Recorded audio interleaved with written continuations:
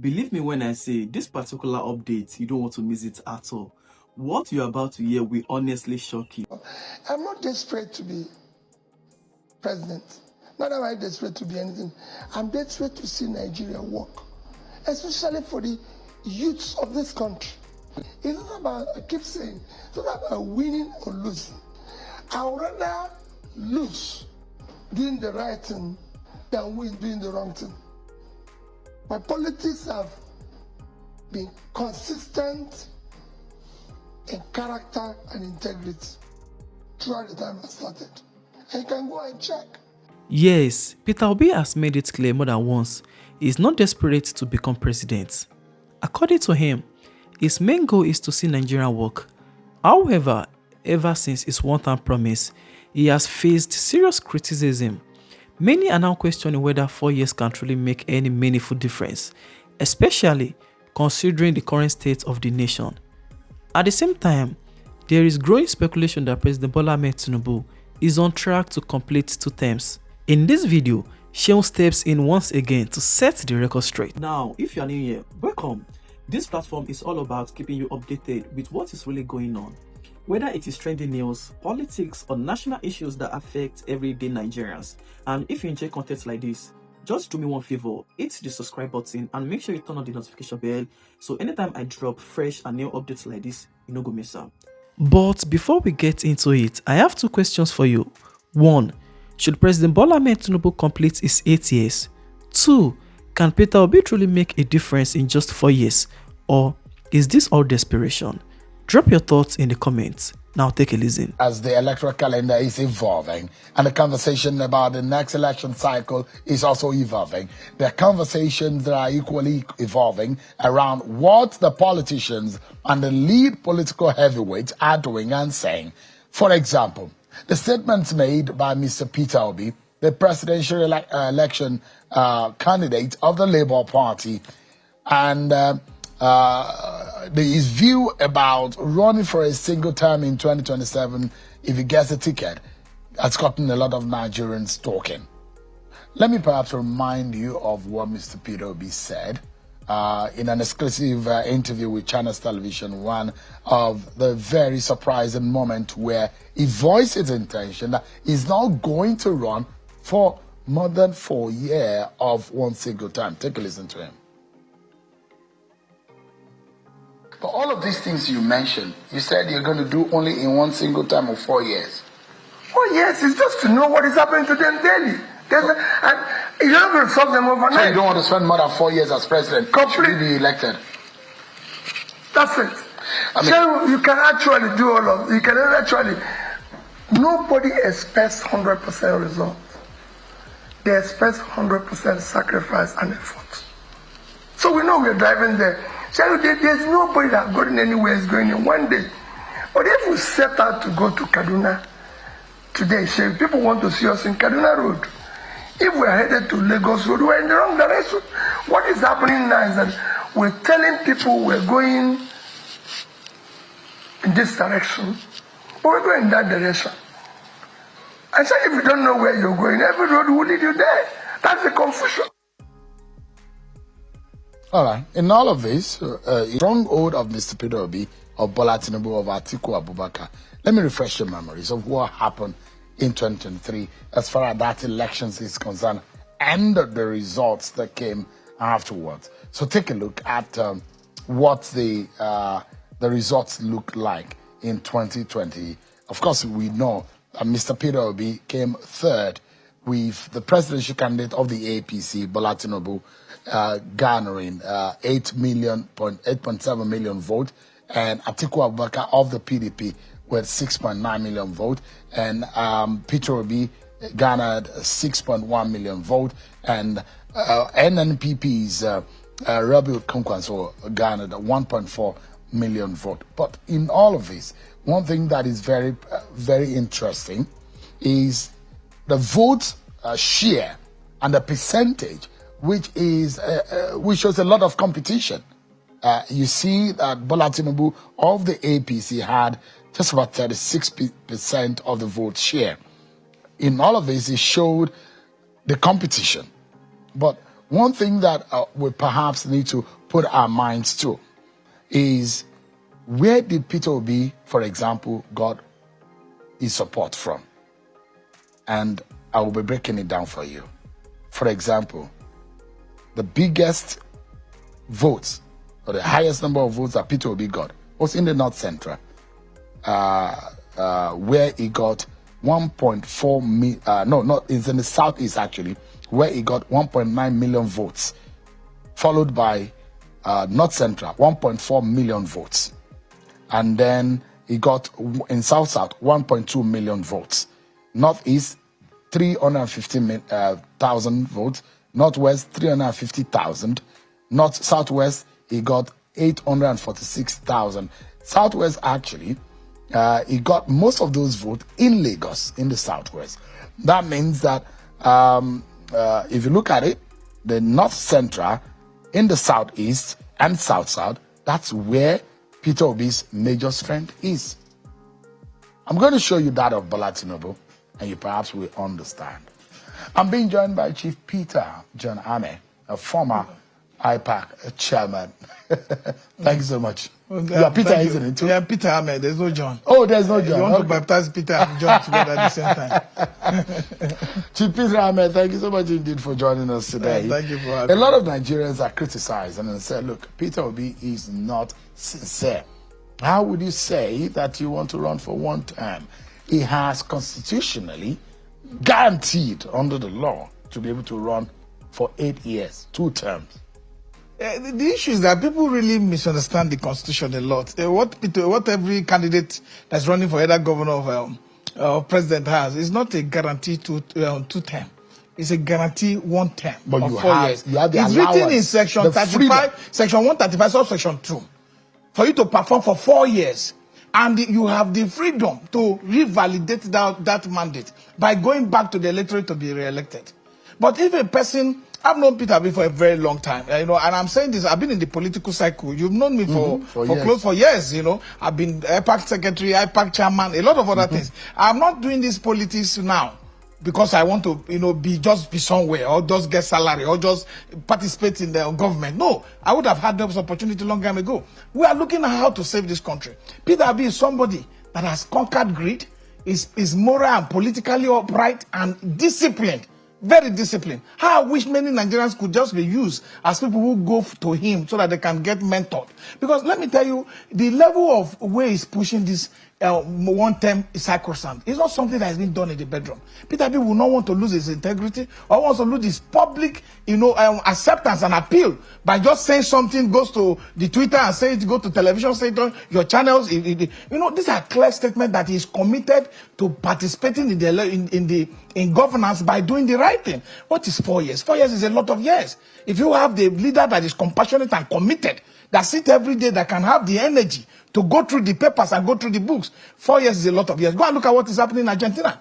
Go and look at what is doing in Argentina. Inflation has dropped drastically. The GDP has increased. The people are having, the unemployment rate is working. Just 2 years in Argentina. It took only 2 years for President Bola Ahmed to bring us to this level of leadership. So poor leadership. So we need to be able to understand one thing, that 2 years is a lot of years to strengthen our institutional framework, to put up our discipline when it comes to fiscal responsibility and how we manage our resources. The most important thing you see in our government is that there's so much waste in governance and we don't prioritize our spending. So these are the character that Peter Obi has, that if he brings on board, it will be able to re-engineer how governance is operated in this country. And it's clear. Look, let's not drag this issue of one person saying 4 years. You have 365 days times 4. Is that enough to do a lot of sincerity in it? We've seen situations where politicians go with one statement, and at the end of the day, they have the right to change their minds, and they say, the people have prevailed on me. That's what I said. That's what I want. But what will I do when people say, know that you must change your mind? You have to listen to the people. We've heard that over and over again. This country is very diverse. Power is not domiciled in one zone. People will see you.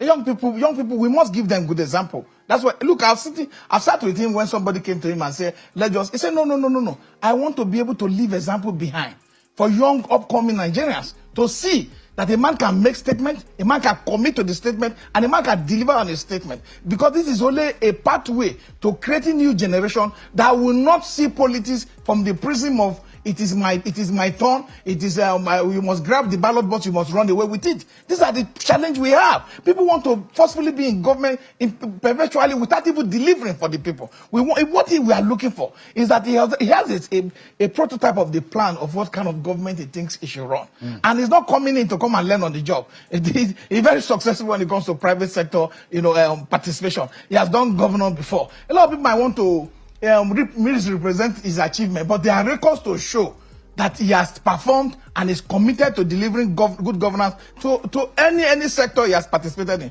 See, this one term, he's not saying it in the bedroom. He's not signing it with 3-4 people sitting down and saying, oh, look, I want to just do one term. He's telling Nigerians that in 4 years' time, if I stay for 4 years, you will see the kind of impactful leadership that you've not seen before. And then we can now usher in a system where it will be representative, that will show representation for the interest of people. You see these 2 terms that we are doing, that people have misjudged from Section 134 to Section 2, to say, no, it's compulsory, I must do 2 terms. If you fail in an exam, will you go to the next class?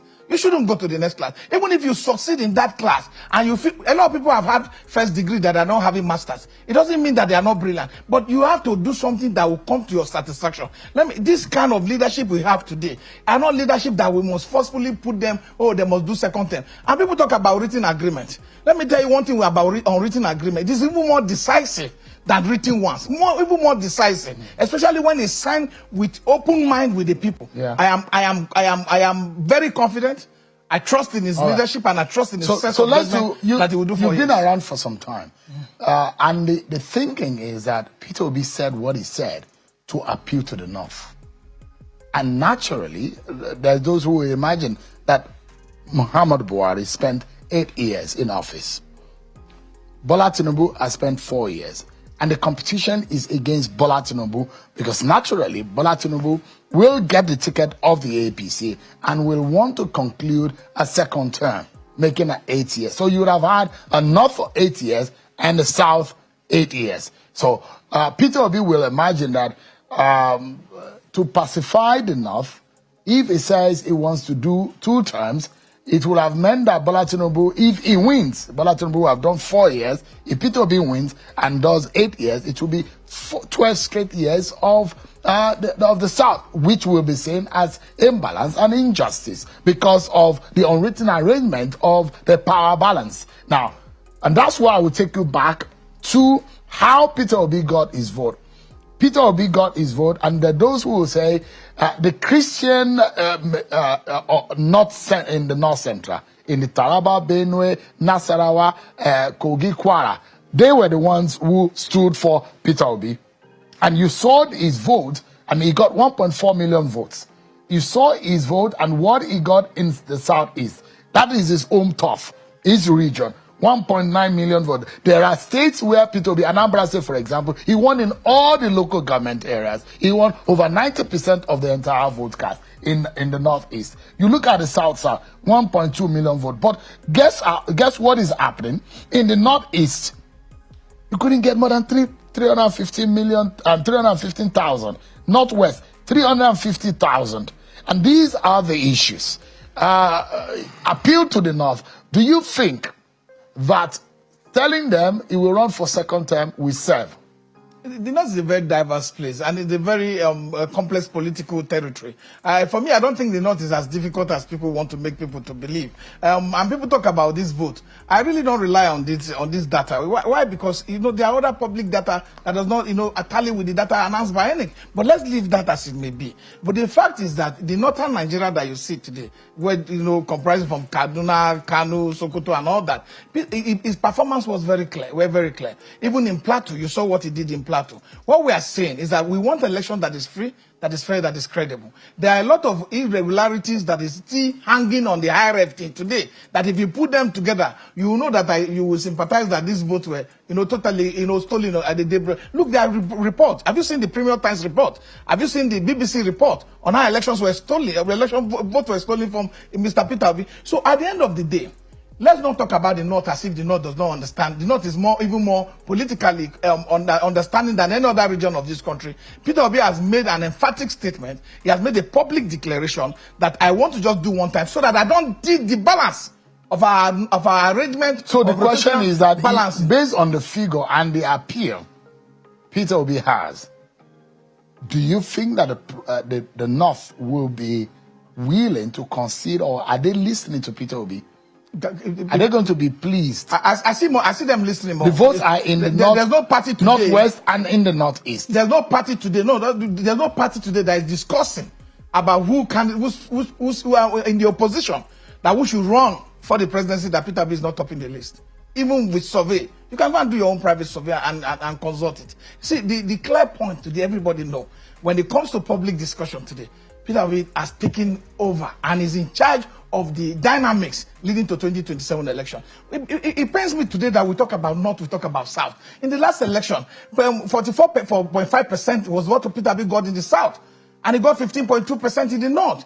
You are showing Kwankwaso result today. Kwankwaso got 1 point something million in the entire country. We are not discussing that. It's not about the fact that somebody's from Southeast, somebody's from Northeast. It's how we should be looking at compassion. We should be looking at the capacity to have, character, to be disciplined enough to manage our public resources. Because you can't have a situation where our public resources are misaligned, they are misallocated, and they are not directed to priority areas that would have helped the masses to grow. And that is his agenda. The agenda to come, to look at the resources that is available. You can't take decisions, remove fuel subsidy. You do rebasing of the public data we have about our economy, and yet you are not taking mitigating decisions that will help our economy to help the masses to grow. I'm doing political numbers tonight, okay, and I'm putting those figures because those were the election figures, and I'm doing a bit of the breakdown. Let me show you what Bola Tinubu got, and I wish that we could put those figures side by side.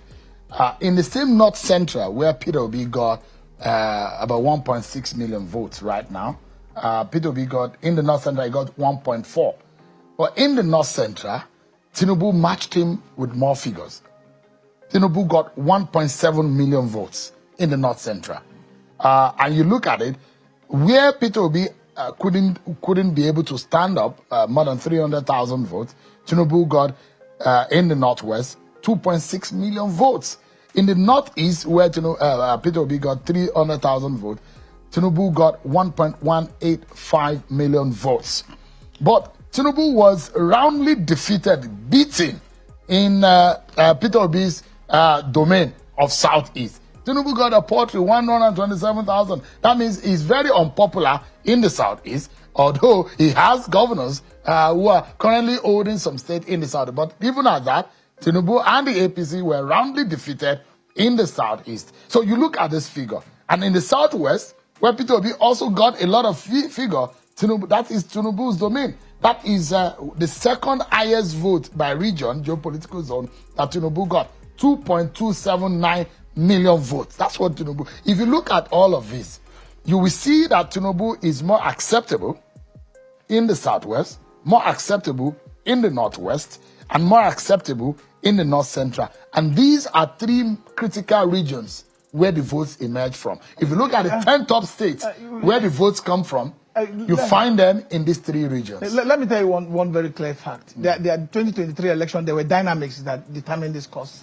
Vote that came out from the Northeast and from the Northwest especially. Those confidence, those understanding are no longer there. The vote that came from the Northwest wasn't really coming because Tinubu was the one on the ballot. There were decisions. There were clear decisions within the Northwest, reason why APC should have that vote. But I'm telling you, those decisions are no longer there. That's why you're hearing that the North is not happy with Tinubu. Tinubu has neglected the North.